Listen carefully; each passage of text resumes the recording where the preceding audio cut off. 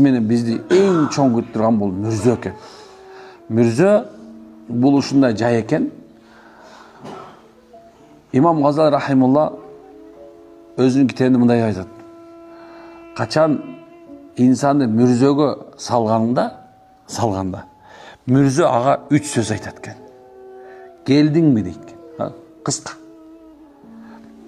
Качам дедиң беле? Бара турган башка жериң бар беле дейт экен. Болду.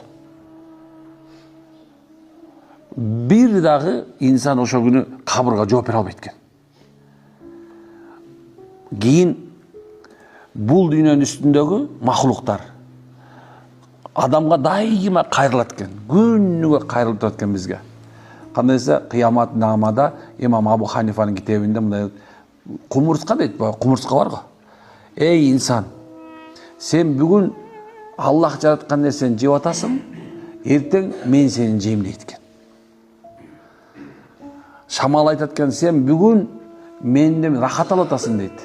Эртең мен сени топурак кылып айдап салам дейт экен.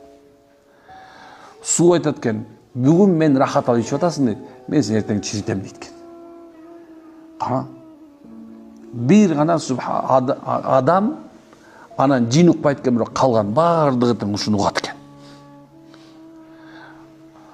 Адамдар сокур дейт. Бирок алардын сокурчулугу жүрөк менен экен. Алардын сокурчулугу жүрөк менен, көз менен сокур эмес экен. Бул көз эмес, жүрөк сокур экен.